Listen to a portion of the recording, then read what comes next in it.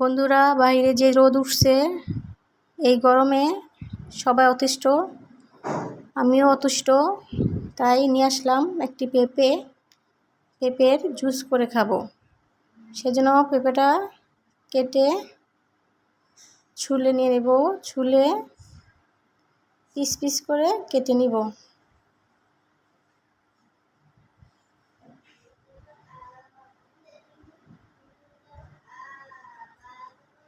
যে গরম, সেই গরমে সবাই অতিষ্ঠ হয়ে গেছে।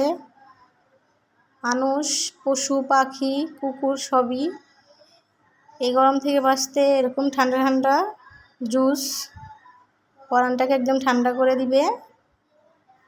সেজন্য পেঁপেগুলো পিস পিস করে কাটা হয়ে গেছে।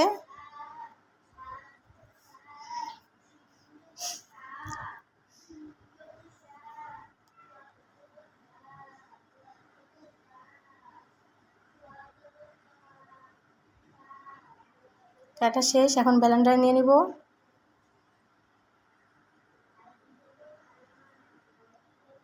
পেঁপেগুলো সব দিয়ে দিচ্ছি। পেঁপেগুলো যে টুকরো আছে সেই টুকরোগুলো সবগুলো দিয়ে দিলাম। তারপর দিয়ে দেবো বরফ কুচি,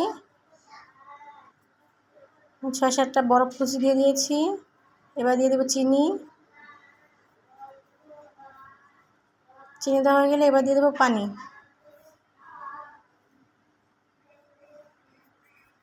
এবার ব্লেন্ড করে নিব।